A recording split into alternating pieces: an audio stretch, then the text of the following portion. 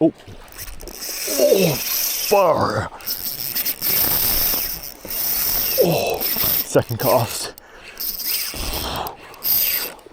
I'd probably say a big queenfish.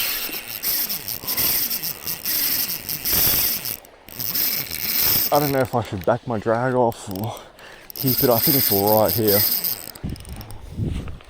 It's really tight. Might be foul hooked as well. Oh yeah, it is foul hooked. Oh, that's my biggest queenfish ever, I think. Measurement on them, and then